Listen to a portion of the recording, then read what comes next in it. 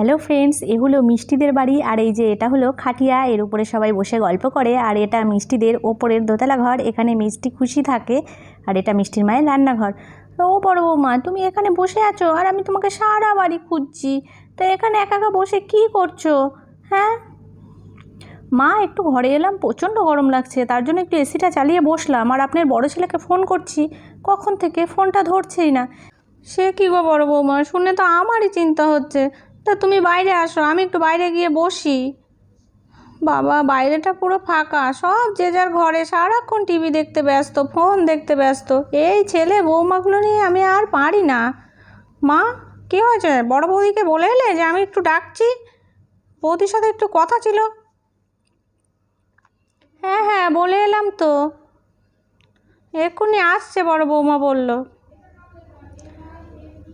বড় বৌদি এখনও আসেনি? হে বাবা, আমি তো ভাবলাম সব আলোচনা বুদ্ধি আমাকে ছাড়া হয়েই গেল।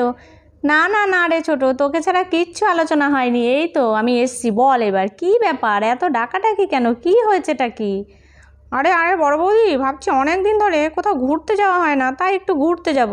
সে কী রে খোকা, এই দুদিন আগে তো শ্বশুরবাড়ি থেকে এলি, এখন আবার ঘুরতে যাওয়ার কথা বলছিস? আরে আরে আরে ঠাম্মি, এ ঘুরতে যাওয়া সেই ঘুরতে যাওয়া নয়, এটা তো মনে হচ্ছে বাইরে কোথাও ঘুরতে যাওয়ার চিন্তা ভাবনা করছে, কারোর বাড়িতে না। কী মজা কী মজা, আমরা সবাই বাইরে ট্যুরে যাবো। ও ঠাম্মি, এটা ট্যুর করতে যাওয়া, তুমি যে গয়াকাশি যাও না সেই ট্যুর। ও যাই যাই যাই, আমি সব বন্ধুদের বলি, এই মিত্তি দিদি আমরা ট্যুরে যাবো বাইরে, জানিস ঘুরতে যাবো।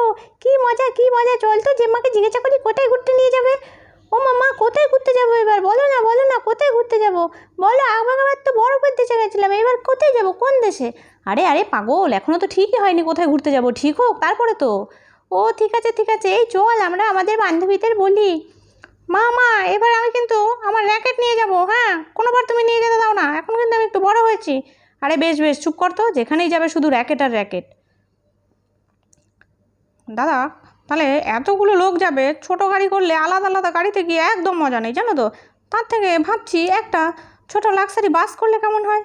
আরে আরে চল ছোট, তুই তো বেড়াতে যাওয়ার কথা শুনে একদম মেরে গেলি। আনন্দে কি এখনই বেড়ানোর জায়গায় পৌঁছে গেলি মনে হচ্ছে। আরে না না দিদি, আমি ভাবছি অনেক কিছু। আরে আরে আরে, এই বাসটা খুবই সুন্দর। হ্যাঁ, এটা ঠিক করলেই তো আমাদের সবার হয়ে যাবে, তাই না? তো বাস মালিকের সঙ্গে কথা বলা যাবে।